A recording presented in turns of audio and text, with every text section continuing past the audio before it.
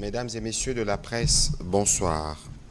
Heureux de vous retrouver à nouveau dans le cadre de cet exercice de redevabilité. Et comme vous le savez, depuis quelques jours, nous revenons essentiellement sur la situation sécuritaire dans l'Est de la République démocratique du Congo, mais dans toute la République démocratique du Congo aussi, marquée par cette agression barbare du Rwanda qui continue d'endeuiller les populations congolaises et toute la République démocratique du Congo. Ce soir, nous voulons faire un focus sur les raisons de cette guerre.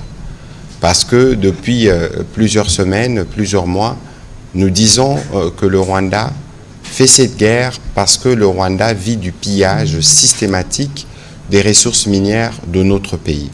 Nous aurons l'occasion au cours de cet échange avec mon collègue le ministre de Mines de revenir sur les détails et de faire la démonstration par A plus B que tous ces compatriotes qui décèdent, toute cette aventure qui conduit l'armée rwandaise à exécuter des enfants, vous avez suivi ce qui a été dit aujourd'hui notamment sur ce qui s'est passé à Bukavu, c'est fait à dessein parce que sans cette guerre, le Rwanda ne pourra pas survivre, en tout cas pas dans sa forme actuelle.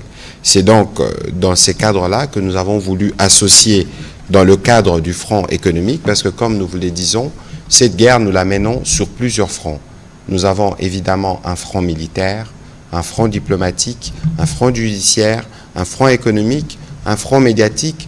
On a rajouté front spirituel, d'autres parlent de front scientifique. Nous irons sur tous les fronts pour ce qui concerne notre pays et pour que nous puissions nous assurer que la combinaison des efforts qui sont faits sur ces différents fronts nous permettent de retrouver la paix et la sérénité dans chaque coin de la République démocratique du Congo.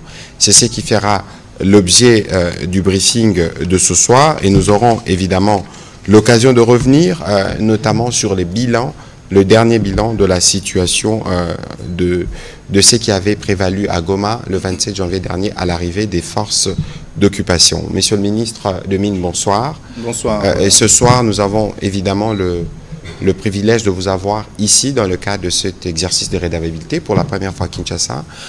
C'est parce que nous voulons démontrer à notre opinion qui nous suit de partout en République démocratique du Congo que si on nous fait cette guerre, c'est parce qu'on veut voler nos minerais, que si on nous fait cette guerre, c'est parce que le Rwanda, depuis 30 ans, a construit son économie sur le dos de la RDC et sur le vol de ce qui doit contribuer à la construction de routes, à la construction des écoles et des hôpitaux pour nos enfants.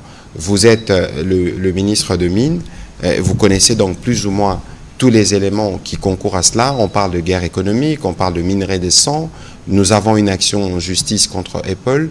Qu'est-ce que vous pouvez nous dire ce soir pour qu'on puisse avoir une meilleure compréhension et surtout que nous vous avons vu prendre des mesures qui concernent notamment des zones minières qui ont été récemment occupées par les forces d'agression. Voilà, merci pour cette sollicitation. Donc ce que je voudrais d'abord rappeler ici à l'ensemble de nos compatriotes, c'est que le chef de l'État, le président Félix-Antoine Tshisekedi Tshilombo, a mis au centre de ses préoccupations le fait que les minerais de la RDC doivent profiter aux Congolais en premier lieu et également au développement socio-économique de nos populations. Les richesses générées par les minerais sont celles qui doivent servir à construire le développement de la République démocratique du Congo. Et donc c'est là le point de départ de notre action gouvernementale au niveau des mines, cette action gouvernementale conduite par son Excellence Madame la Première ministre. Alors, je dis souvent que les minerais de la RDC sont en fait une richesse sous nos pieds, mais malheureusement un désastre sous nos yeux.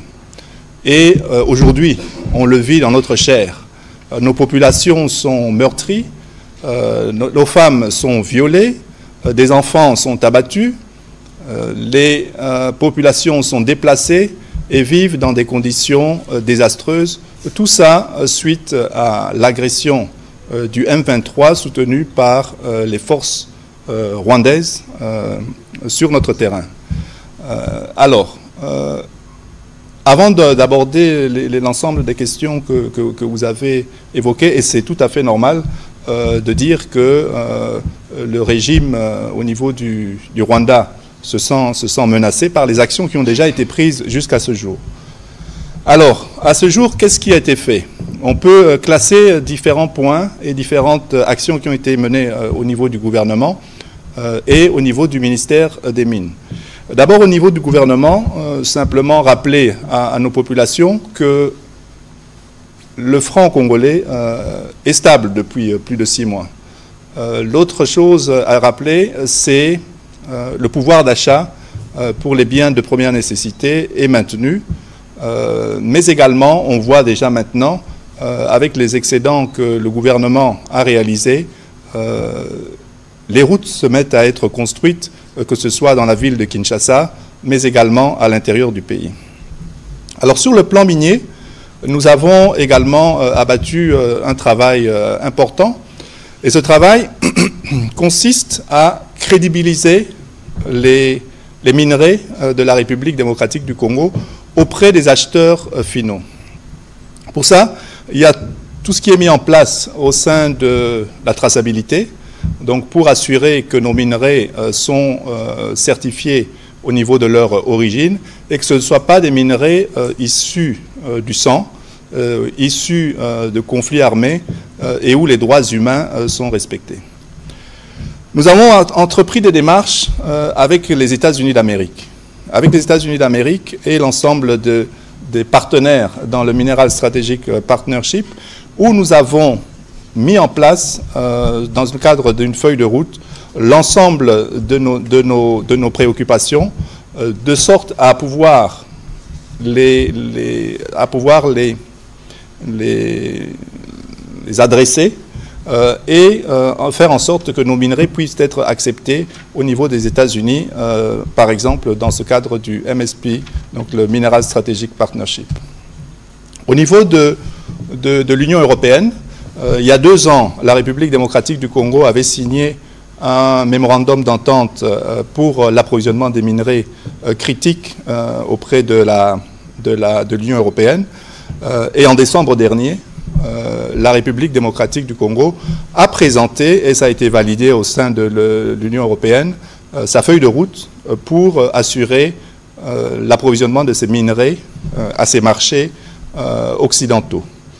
Alors, pourquoi on fait tout ça? C'est simplement pour que nous puissions montrer l'importance de pouvoir acheter directement ces minerais auprès de la République démocratique du Congo, plutôt que d'aller au travers d'un proxy, et ce proxy ici, en l'occurrence, est le Rwanda.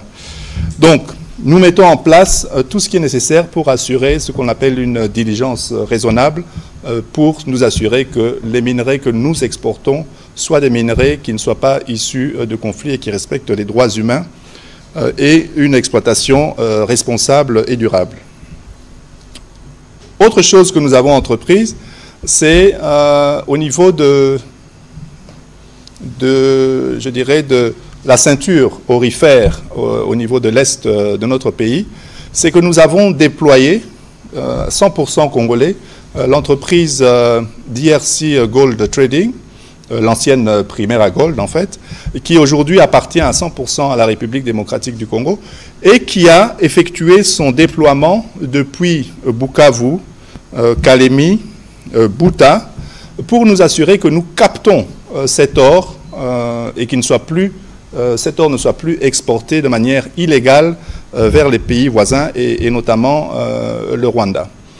Donc, une fois que l'on a dit tout ça, ces mesures qui sont en train d'être prises ci et là sont des mesures qui, pour nous, en tant que République démocratique du Congo, nous assurent de pouvoir profiter de ces richesses pour le développement de notre pays.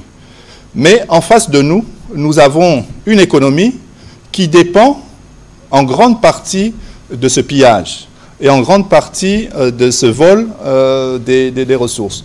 Les mesures qui sont en train d'être mises, et vous imaginez bien, Monsieur le ministre, que si les acheteurs finaux se détournent du receleur qui est le Rwanda, ils n'ont plus aucune raison d'être. Et en fait, les revenus qui sont utilisés et qui peuvent être générés pour l'économie rwandaise n'arrivent plus dans ce pays.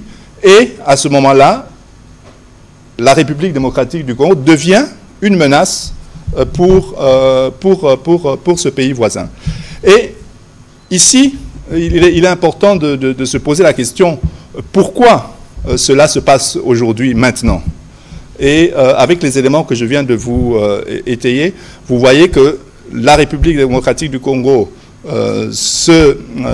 s'organise pour pouvoir mettre en place et profiter des ressources générées par le secteur minier, en particulier sur l'est du Congo, mais cela dérange visiblement notre voisin qui vient et qui, aujourd'hui, pour la survie de leur régime, se mettent à piller, se mettre à tuer nos populations avec les massacres que nous avons connus, que ce soit à Goma et aujourd'hui à Bukavu avec certains enfants qui ont été tués.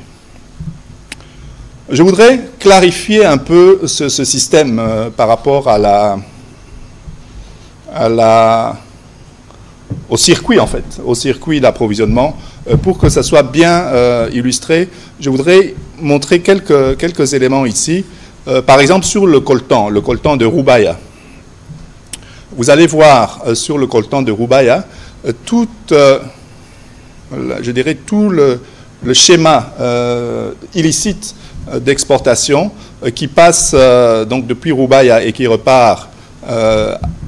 Avant, ça partait sur Bunagana, mais aujourd'hui, cela passe également par Kibumba.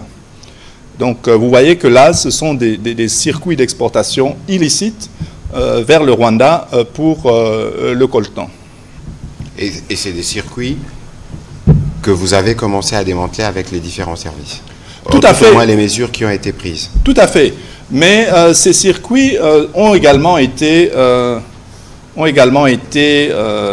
pointés et indexés par les experts des Nations Unies dans les différents rapports qu'ils ont remis, que ce soit en juin l'année passée, mais également récemment donc la sortie de ces rapports des experts des Nations Unies. Ouais, donc tout ça est 150 tonnes de coltan étaient... Voilà. Donc là, nous avons l'illustration de ce chemin d'évacuation des minerais. Mais il y a un autre exemple sur l'or, par exemple. Vous allez voir que la République démocratique du Congo, sur toute sa partie est, est dotée d'importants gisements d'or. Et tous ces gisements d'or, en fait, toute l'exploitation artisanale n'est pas comptabilisée en République démocratique du Congo.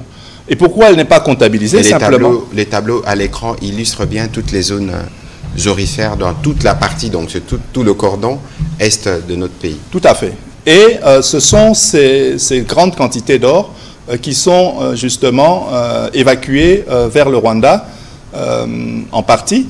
Et vous voyez là l'importance que nous avons eue de déployer la société DRC Gold Trading qui a commencé à capter cet or, et cet or qui, aujourd'hui, avec les efforts qui ont été faits jusqu'à ce jour, s'il est capté par la République démocratique du Congo, c'est cet or qui ne part pas dans les pays voisins.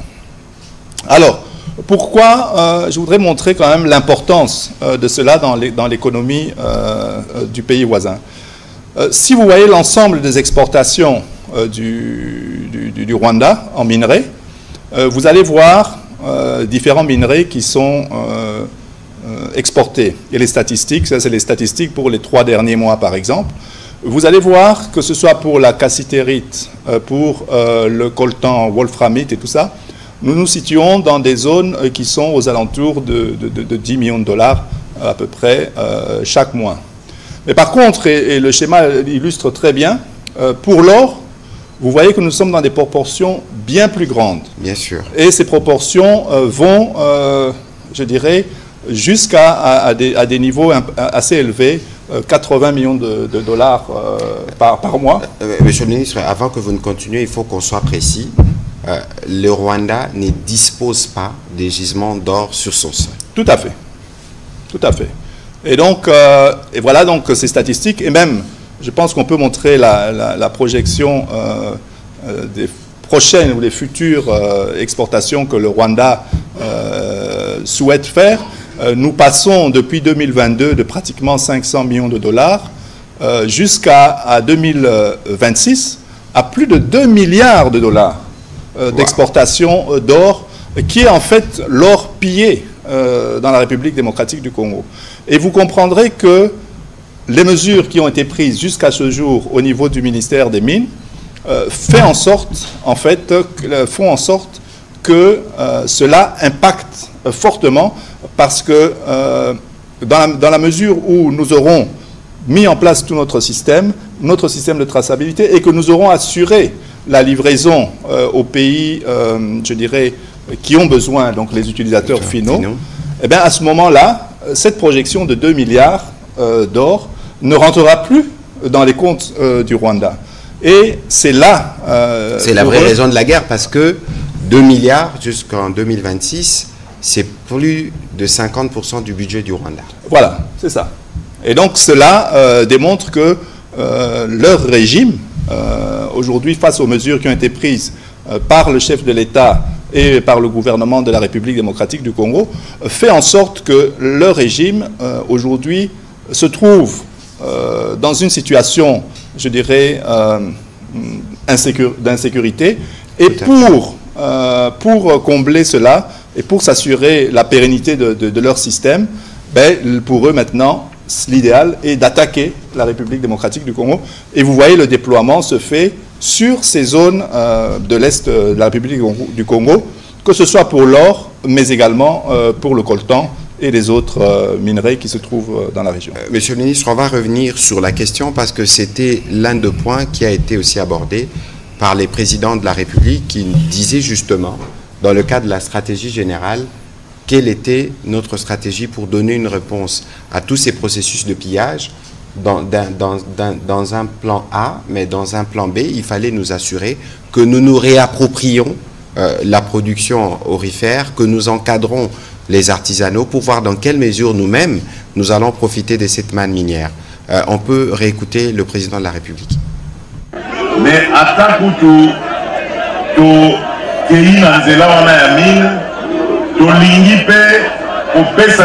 valeur minere na biso tolingi lisusu ebimaka na moyibi te ekendeke kovwamisa bamboka bapaya yango bokoyoka to bosi boyoki société na biso moko ya Congo kombo nango Primera Gold eye mpe kofongola baporte nango awa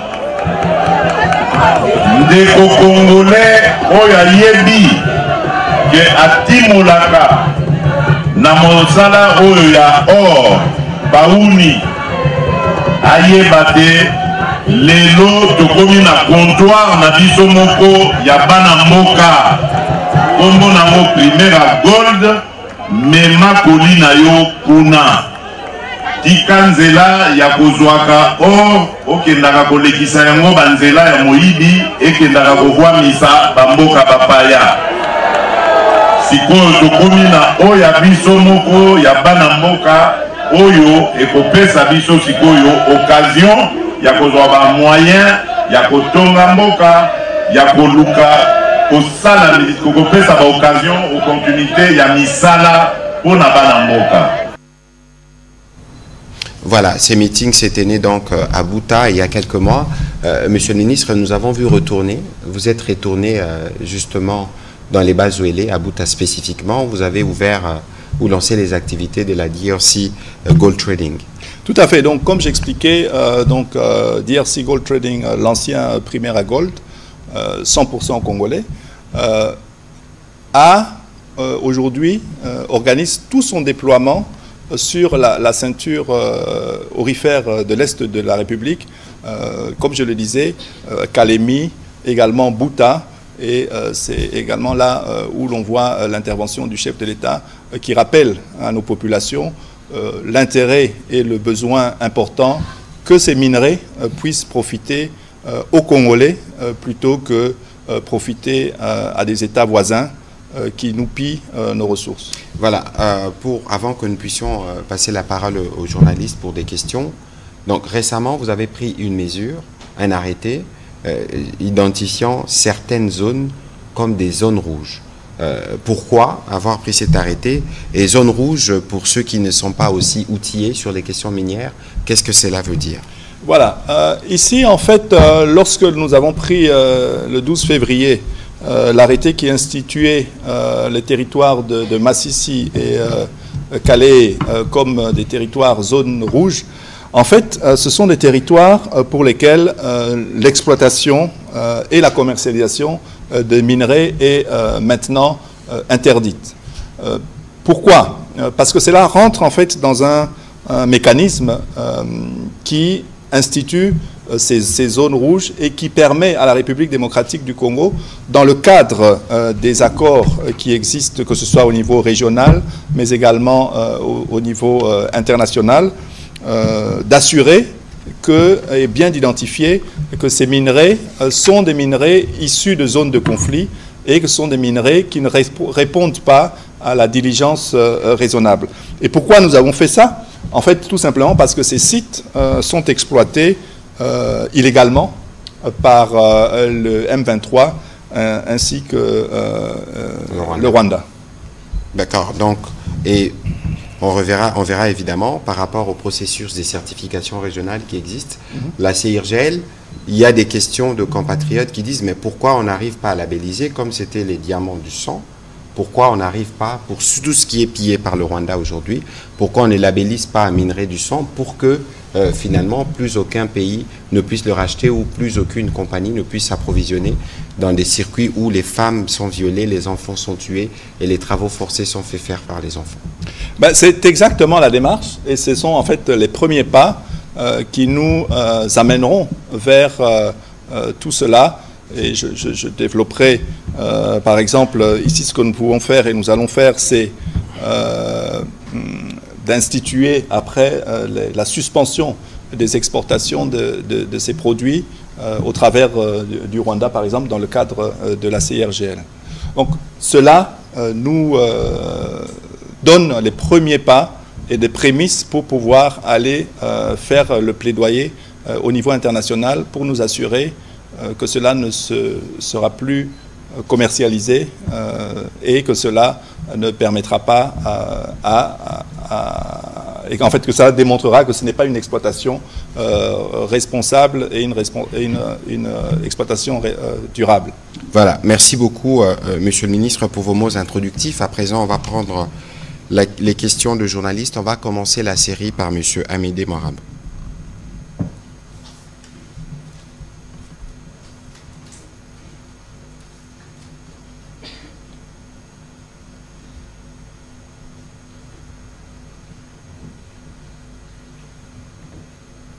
Merci beaucoup, Monsieur le Ministre, de la parole. Je vais poser deux questions au ministre des Mines. La première question, Monsieur le Ministre, il y a quelques semaines, un média britannique, The Guardian, a publié un article dans lequel il citait 3 sociétés qui étaient impliquées dans l'approvisionnement de minerais pillés, notamment à Roubaïa. Il a cité Minterra, et Sanris, qui serait une société chinoise, et Trexis, qui est une société belge. Alors, je voudrais savoir si vous avez de plus amples informations par rapport à ces 3 sociétés qui sont impliquées dans les pillages des ressources minières en RDC. Et puis, est-ce qu'on peut avoir la cartographie de toutes les entreprises qui sont impliquées dans l'approvisionnement de ces minerais volés en RDC? Ça, c'est la première question. La deuxième question... Monsieur le ministre, je sais que nous avons un fonds minier pour les générations futures et souvent, après des catastrophes, on crée des fonds sociaux pour intervenir, pour venir en aide aux populations qui sont meurtries. Est-ce qu'il n'y a pas moyen de créer un fonds pour la guerre? Je sais que nous avons un budget pour la défense, mais c'est un budget pour maintenir l'armée, la défense de manière générale. Est-ce qu'on ne peut pas créer un fonds pour faire la guerre? Parce que quand on suit les discours du président de la République après l'occupation de Goma, il dit nous devons augurer une nouvelle ère de paix. Et pour qu'on ait cette ère de paix, il faut faire la guerre. Est-ce qu'on ne peut pas créer un fonds pour la guerre? Voilà, merci Monsieur le ministre. Voilà, Monsieur le ministre, allez-y. Voilà, merci Monsieur Amédée. Donc les sociétés que vous citez qui sont dans l'exploitation du coltan, et principalement le coltan de Roubaïa, en fait sont ces sociétés qui sont également ciblées. Lorsque je dis les acheteurs finaux, c'est eux, c'est elles que l'on vise. Ici, qu'est-ce qui va se passer? Nous avons pris un arrêté pour instituer des zones rouges. Nous avons également, depuis ce jour, lancé des notes verbales aux différents partenaires internationaux que nous avons, que ce soit l'OCDE, que ce soit l'Union européenne, que ce soit la MONUSCO, que ce soit l'Union africaine, et ainsi de suite. Nous avons donc lancé ces notes verbales. Pourquoi nous lançons cela? Ben justement, c'est pour pouvoir cibler à la fin les entreprises qui sont utilisatrices de ces minerais du sang issus des zones rouges. Nous avons également, nous sommes assurés que l'arrêté qui a été pris sur les zones rouges soit officiellement envoyé aux représentations diplomatiques d'un ensemble de pays. Que ce soit les pays, les 5 permanents au niveau du Conseil de sécurité, mais également Traxys, qui est une société belge, donc en Belgique, en France, aux Émirats arabes, en Chine. Donc voilà, nous avons lancé l'ensemble de ces mesures pour nous assurer que, au final, toutes ces représentations diplomatiques et ces pays et entreprises qui travaillent dans ces pays ne te disent pas qu'elles n'étaient pas au courant. Donc ça, ce sont les démarches qui sont menées là. Au niveau de la CIRGL, nous assurons, comme je l'ai dit tout à l'heure, et nous allons lancer au niveau de la CIRGL, donc pour les Grands Lacs, et tout ça conformément aux règles qui régissent la CIRGL, nous allons demander l'arrêt des émissions des certificats d'exportation pour ceux qui sortent de ces zones, mais également la suspension, puisqu'on a démontré que cela passe par le Rwanda, d'assurer l'arrêt et la suspension de ces exportations, jusqu'à aller même demander la saisie par les pays par lesquels cela transite.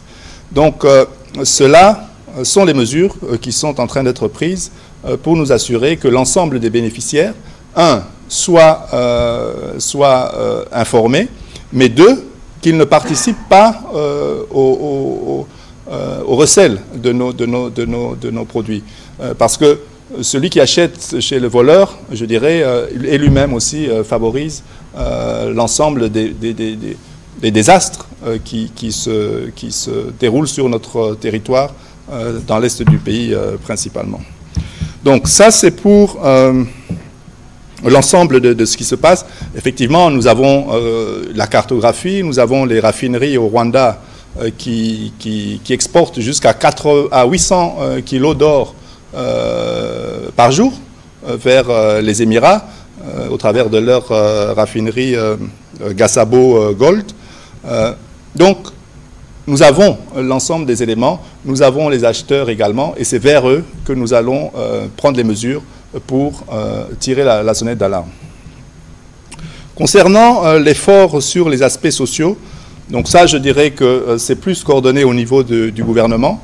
Nous avons au niveau du gouvernement le ministère des Droits humains, nous avons le ministère des Affaires sociales qui se mobilise aujourd'hui pour apporter des réponses aux familles qui sont endeuillées, mais également aux déplacés dans ces régions envahies par le Rwanda après tous les crimes et les atrocités qui ont été commises là-bas.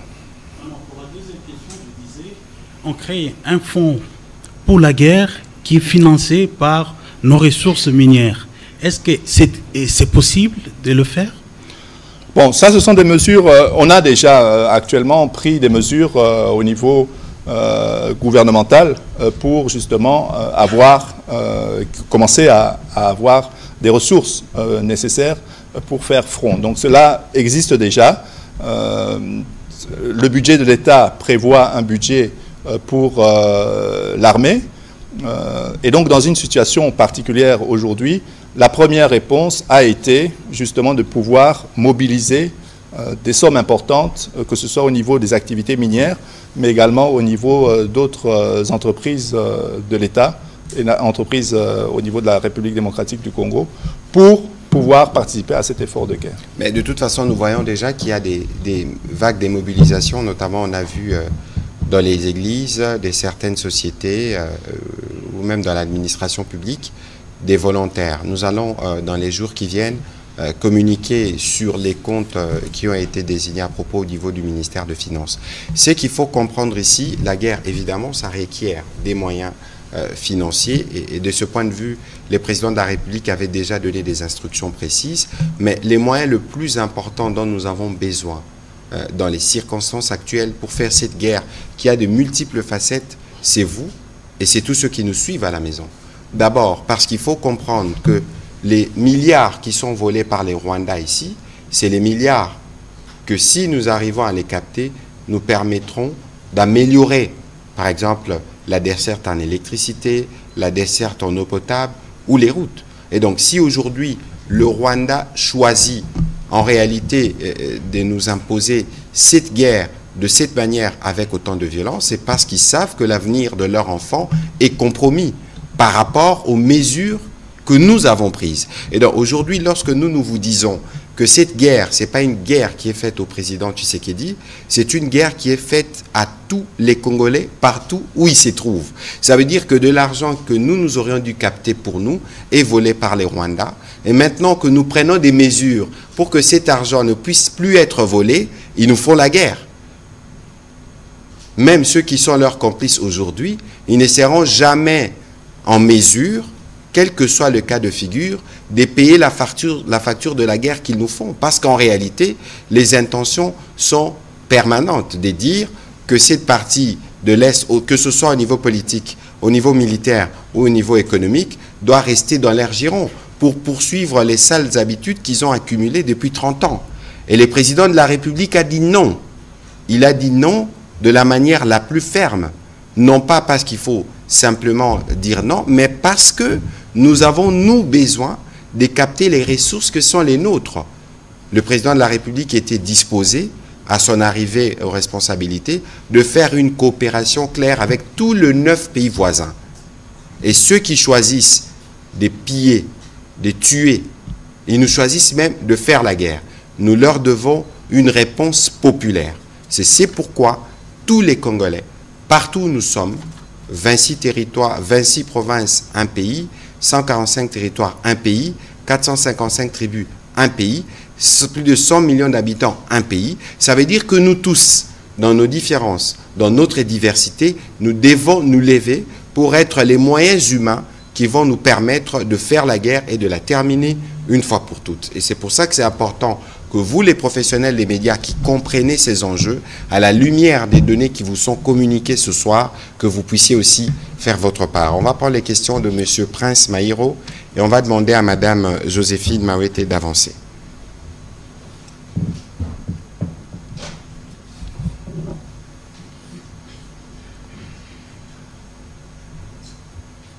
Merci beaucoup. Je voudrais revenir sur la guerre économique que le Rwanda est en train de mener. Je voudrais savoir de manière claire, en termes de chiffres, après l'occupation par les Rwandais supplétifs du M23 de la ville de Goma et de Bukavu, la ville de Bukavu, qu'est-ce que nous perdons, la République, en termes de chiffres, de manière claire sur votre secteur, bien sûr. Voilà. Vous avez vu les chiffres qui ont été présentés sur l'or, par exemple. Il y avait des exportations d'1 milliard de dollars pour l'année écoulée. Mais aujourd'hui, et pour les 2 prochaines années, les planifications font qu'ils partent à 2 milliards de dollars. Mais d'où vient ce doublement de la production et des exportations que le Rwanda va réaliser? Ben, ça vient justement de l'occupation qu'ils font de notre territoire sur l'ensemble de ces périmètres, comme je le disais, où il y a les exploitations d'or. Mais également sur le coltan. Aujourd'hui, 1 kilo de coltan coûte à peu près 70$. Alors, le Rwanda, depuis la prise par le M23 avec les forces rwandaises de la mine de Rubaya, c'est plus de 150 tonnes, c'est-à-dire 150 000 kilos que vous multipliez par 70$. Et là, vous avez le vrai chiffre de ce qui part chez le voisin.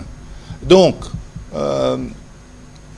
pour vous expliquer clairement, donc ce sont ces chiffres astronomiques qui sont pillés et ce sont ces sommes qui partent chez le voisin et qui empêchent la République démocratique du Congo de poursuivre son développement et d'utiliser ses atouts, notamment son secteur minier. Alors, ce que nous avons fait, et comme je l'expliquais, c'est tous les aspects de mobilisation de cette communauté internationale et surtout la communauté des acheteurs. C'est de pouvoir mobiliser cette communauté pour dire non. Et nous avons donné et nous proposons des alternatives. Ces alternatives, nous les proposons au travers de l'approvisionnement en minerais critiques pour les États-Unis. C'est au travers de l'approvisionnement et du MOU qui a été créé, signé, la feuille de route qui a été présentée avec l'Union européenne. Et cela continue avec les autres pays, que ce soit le Japon, que ce soit l'Inde. Tous ces pays ont aujourd'hui besoin de ces minerais critiques pour assurer la transition énergétique, mais également pour tout ce qui est technologie de la défense et technologie par rapport à l'intelligence artificielle, par exemple, ou la technologie digitale dans les téléphones mobiles. De toute façon, il y a une étude globale au niveau du gouvernement de l'impact de cette guerre en termes de productivité de ces différentes provinces, de contribution au niveau du budget national. Et donc, les moments venus, dès que le travail sera consolidé par les ministères sectoriels, nous aurons l'occasion d'en parler. On va prendre les questions de Madame Joséphine Mawete. Merci, Monsieur le Ministre. Ma première préoccupation est axée sur les minerais de sang. Votre arrêté la semaine dernière a carrément mis un accent sur certains minerais dans les secteurs qui ne devraient plus être exploités, notamment les secteurs occupés. Mais la question reste celle de savoir comment reconnaître les minerais qui sortent de ces zones. Est-ce qu'il y a un système de traçabilité où on s'imagine seulement que ces minerais sortiraient de certaines zones?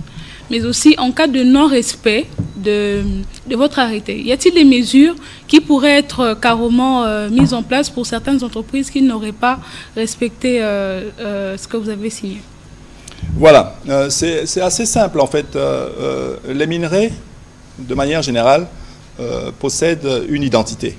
C'est un peu comme nous, humains, nous avons un ADN qui est particulier à la source où ces minerais ont été créés. Et dans le cadre de la CIRGL, par exemple, il existe, et on peut demander à tout moment, de pouvoir s'assurer et de vérifier, de faire des audits et des enquêtes pour s'assurer et comparer l'empreinte de ces minerais qui sont exportés par un des membres de la CIRGL pour nous assurer que ces minerais viennent bien de ce pays, en tout cas dans le cas d'espèces. Ça, c'est un premier point. Nous allons continuer à suivre cela également avec, dans un avenir encore assez proche, aller jusqu'à la déclaration de zones interdites pour toutes les activités minières. Et cela, nous allons passer par la soumission d'un décret à la Première ministre pour pouvoir avoir ces zones interdites. Et enfin, comme je l'ai dit, il y a toute cette mobilisation diplomatique auprès des États qui achètent des pays en fait, dont lesquels ces entreprises achètent, pour pouvoir pointer, que ce soit dans le cadre des directives de l'OCDE, que ce soit dans le cadre de la Conférence internationale des Grands Lacs. Et donc ce sont tous ces aspects de traçabilité que nous allons imposer pour que chacun puisse répondre de la source d'approvisionnement et s'assurer que ce ne soit pas des minerais issus de zones de conflit ou minerais de sang, comme on vient de le dire. Monsieur le ministre de la Communication, après que la RDC ait résolu le problème de guerre, serons-nous prêts, après que nous ayons résolu le problème de la guerre à l'Est, serons-nous prêts à collaborer économiquement avec tous les pays agresseurs, notamment dans ces secteurs liés aux minerais? Écoutez, ce qu'il faut savoir à ces sujets, comme le président de la République le dit et redit, nous n'avons pas de problème avec le peuple rwandais. C'est le régime rwandais et son président qui s'est lancé dans cette aventure dangereuse. De pillage, pas seulement, des tueries, des massacres, y compris sur les femmes et les enfants. J'aurai l'occasion de vous donner quelques chiffres qui m'ont été transmis aujourd'hui par le ministère de la Santé avant que nous commencions cet exercice. Et donc, aujourd'hui, il faut considérer que les présidents rwandais et son régime seront passagers. De toute évidence, les pays sont appelés à exister pendant des années. Et vous comprenez peut-être que lorsque nous étions tous à l'école, en tout cas, à un moment donné, on nous a parlé de la guerre de 100 ans en Europe. Malgré qu'il y a eu la guerre pendant 100 ans, après, il y a eu des processus qui ont conduit plus tard à la création de l'Union européenne. La guerre que nous connaissons, c'est une guerre qui dure 30 ans et qui peut encore durer des années. Parce que lorsque vous avez les présidents rwandais principalement, avec ces intentions, non seulement expansionnistes, mais ces intentions de maintenir ses mains sales, ensanglantées sur notre pays, ce sera évidemment difficile de donner un horizon aux enfants rwandais, de collaborer avec les enfants congolais. C'est évident que ce qui se passe aujourd'hui, tous nos morts, nous n'allons jamais les oublier. Et d'ailleurs, à ces propos, nous étions avec le président de la République à Munich, nous avons eu une réunion avec le juge de la Cour pénale internationale pour justement discuter dans la suite de ce que nous avions fait à Genève, de la mise en place d'une procédure judiciaire qui va aller, là, pour ce qui a été dit à Genève, on commence de janvier 2022, un peu comme la CPI, mais nous devons aller plus loin. Parce que si on n'apporte pas des justices, on ne sera pas sûr que ceci va continuer. Et donc, nous pensons que nous aurons la possibilité de continuer la collaboration ou les relations avec les pays limitrophes, mais avant que nous n'y arrivons, on termine la guerre, on passe par la justice. Pour que ceux qui sont coupables de ces viols, de ces massacres commis pendant autant d'années et en série, puissent en répondre. Et pour le reste, de toute évidence, c'est la finalité d'ailleurs du processus de Luanda. La fin du processus de Luanda prévoit les retours des relations entre les deux pays. Mais pour autant qu'on termine les processus. Et donc ici, nous avons d'abord un président rwandais qui veut faire la guerre à tous les Congolais. Et les Congolais vont donner la réponse. Et nous donnons la réponse qu'il faut donner. Ce n'est qu'après tout ceci, après la justice, évidemment, qu'on pourra entrevoir les questions dont vous parlez. On va prendre les questions de M. Serge Tseka.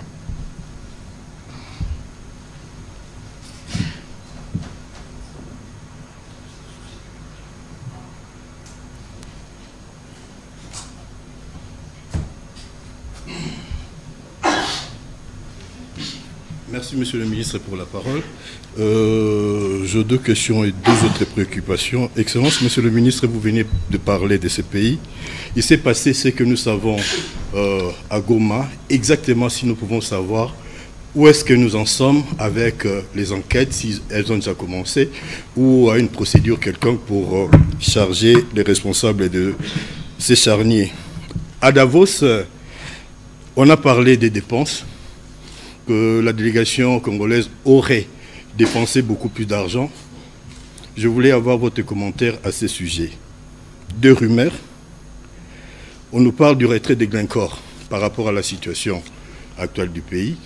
Et on parlerait, je l'ai dit au conditionnel, d'une chasse à l'homme contre le Swahiliphone, le peuple de l'Est. Est-ce que vous avez un commentaire à ce sujet? D'abord, je commence par le dernier point. Vous avez parlé des rumeurs. C'est extrêmement dangereux. Nous venons chercher l'information auprès de vous. Je continue. Pourquoi nous vous disons et nous répétons qu'il faut faire attention au poison rwandais? Ici, je précise que le poison, c'est les mensonges. Vous avez vu vous-même le président rwandais devant CNN On lui pose la question, avez-vous des troupes dans l'est de la RDC? Il a répondu non. Et le monde entier a compris que c'était les premiers menteurs. Parce que c'est l'empire du mensonge. Première chose. Deuxième chose, quand vous suivez le faux narratif de dire en RDC on fait la chasse aux Tutsis, nous devons faire la chasse aux FDLR. Dites-moi, les FDLR, ils sont à Goma? Ils sont à Bukavu? Les vraies motivations de la guerre sont celles que mon collègue a expliquées. Ici, en République démocratique du Congo, je l'ai disais tout à l'heure et comme je l'ai dit chaque jour, nous sommes 26 égale 1. Pourquoi depuis toutes ces années-là, nous vivons, il y a évidemment des conflits communautaires qui sont gérés, pourquoi on ferait la chasse aux swahiliphones aujourd'hui? Donc moi, si on doit me chasser, parce que je le suis en partie. Alors ça, c'est du poison rwandais. J'ai entendu, quelqu'un m'a appelé tout à l'heure, une voice note qu'on attribuerait à la maman du président. Mais toutes ces choses-là, ne comprenez-vous pas que nous sommes dans une guerre et que dans cette guerre, ce n'est pas pour rien que nous disons que vous tous, vous êtes des soldats ou des officiers dans cette guerre, parce que c'est aussi par là que le poison de la division passe. Parmi vous ici, mais nous avons des Baswahili. Ont-ils été chassés? Comment vous faites pour reconnaître un Mouswahili? Et si vous regardez bien, dans la plupart, parce que j'ai reçu une vidéo à propos, vous avez une voix qui dit, qui cite, « Ah, tel Aza, tel, Rwandais. » Mais faites attention, parce que la tactique, c'est laquelle? C'est de faire une infiltration. La personne qui filme peut prendre une vidéo fausse. Et quand il prend ça, eux, ils peuvent s'en servir pour dire, voilà, regardez là-bas, il y a les discours de la haine. Et ça, c'est des choses qui sont totalement fausses. Ceci ne veut pas dire que demain, on peut avoir on a un conflit à l'entrée de Kinshasa. On a le conflit qui a été résolu en province orientale. Entre les communautés, il peut toujours y avoir des tensions, mais il ne faut pas les raviver. Pourquoi aujourd'hui tous les Congolais se sentent blessés? Mais c'est parce que nous tous, nous sommes en solidarité avec nos frères qui sont à Goma et qui sont dans toutes les zones sous occupation. Et donc il faut faire attention, parce que lorsqu'on veut nous conduire, et j'ai vu d'ailleurs un brûlot dans ces sens, des gens qui tiennent à tout prix à raviver ces démons de la division. Alors nous les Congolais, on va se diviser au profit du Rwandais qui nous pille et qui nous tue, suivant la démonstration qui a été faite ici. Donc il y a de la place pour les discernements. Tous ceux qui sont morts à Goma, plus de 3000, et d'ailleurs, je vous donnerai les chiffres, il y a 5000 corps qui ont déjà été enterrés. Donc, les bilans, d'après les derniers chiffres reçus du ministère de la Santé, nous allons dépasser les 8000 morts. Au-delà des intimidations, parce que les agents qui sont ici, nous vous parlons des chiffres, des structures, des santé. On ne parle pas de ce qui s'est passé dans les avenues, dans les rues, parce que vous savez tous que Goma a été transformé en cimetière pendant quelques jours. Dans les structures de santé, on a recensé 1568 morts dans ceux qui y étaient. Donc, ça se rajoute. Heureusement qu'on a pu obtenir un couloir humanitaire pour faire parvenir le son qui avait été pris ici. Aujourd'hui, on est à plus de 4375 blessés dans les structures de soins de santé. Je précise, les structures de soins, ça veut dire qu'ils ont été enregistrés dans les hôpitaux. Et donc, vous voyez non seulement qu'on a tué en masse, on veut mentir, parce que si vous lisez justement le président rwandais, il dit 400, 500 morts. Mais même 500 morts, vous imaginez, vous êtes Congolais, on tue 500 de vos compatriotes. Il y en a encore certains qui ne disent pas mot, qui ne compatissent pas. C'est incompréhensible. Quelles que soient nos ambitions politiques ou nos calculs politiciens, quel est le message que nous donnons aux jeunes Congolais lorsque nous-mêmes, nous voulons d'une certaine manière nous satisfaire du massacre de certains de nos compatriotes, des avenirs gâchés, de jeunes enrôlés, des forces, des bébés tués, des camps des déplacés saccagés. Mais toutes ces horreurs-là, comment ne pas y mettre fin? Si nous voulons y mettre fin, nous devons être unis. Si nous devons y mettre fin, nous devons bannir les démons de la division. Et chaque fois que vous êtes témoin d'un cas de stigmatisation pour des raisons, des faciès ou pour des raisons n'importe laquelle, prévenez-nous, prévenez la police. Tous ceux qui les font les jeux de l'ennemi et on va les arrêter. Alors, vous avez soulevé une autre question qui relevait de la rumeur. Je n'étais pas à Davos, mon collègue y était dans la délégation. Peut-être qu'il peut dire un mot parce que lorsque nous vous disons qu'il y a un poison rwandais qui est relayé malheureusement par beaucoup de Congolais dans les stricts objectifs de discréditer le pays en cet état où nous devons être unis, il faut faire attention. Collègue, peut-être que vous pouvez faire un commentaire oui, quand vous y étiez. Oui, voilà. Donc, effectivement, c'est une rumeur qui a circulé et qui a été alimentée, comme vous venez de le dire, par ce poison. La délégation officielle de la République démocratique du Congo, présidence ainsi que les ministres présents, étaient logés à Badragas, c'est-à-dire à 1 heure de Davos. Nous ne nous sommes pas cachés. Aujourd'hui, cette rumeur dit que la délégation de la République démocratique du Congo était logée à l'hôtel Kelenov, je pense que c'était ça. Nous ne sommes pas cachés, nous étions à Badragas. Donc déjà, c'est un premier point, on va dire, de discrédit. Le deuxième point, c'est que quand vous avez dans vos applications, vous pouvez aller sur des applications de recherche de logement, vous tapez Kelenov Hotel, et vous allez voir que les chambres d'hôtel sont à $85. Donc je ne vois pas... Oui, mais je dirais... 114 francs suisses. Ça, c'est ce qui est écrit dans ce document. Mais aller sur les vraies preuves qui sont celles qui sont affichées. Et enfin, les ordres de mission, une fois qu'ils sont signés, les états de somme sont faits et cela est régi par les règlements au niveau du gouvernement.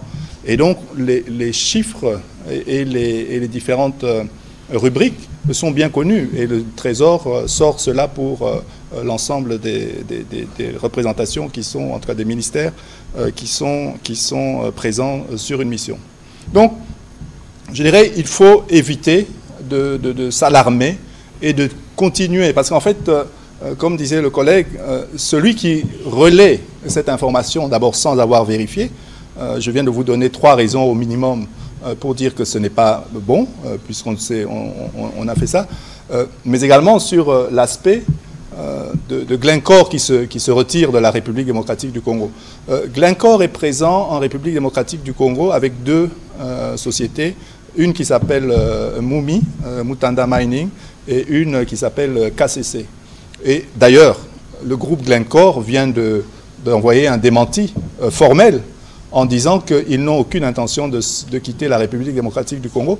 Et les efforts que nous faisons au niveau du gouvernement, ce sont des efforts de pouvoir assurer et la promotion des investissements étrangers dans notre secteur minier et des travaux qui sont faits dans le cadre du climat des affaires. Et tout ça, ce sont des choses qui contribuent à installer pour la longueur et pour la durée ces entreprises. Et nous sommes d'ailleurs en train de poursuivre l'installation d'entreprises, je dirais, étrangères, dans le cadre de notre diversification de nos partenariats, dans différentes provinces, sur différents minerais, et ces entreprises aujourd'hui arrivent en République démocratique du Congo parce que la transition énergétique se fera avec tous ces minerais critiques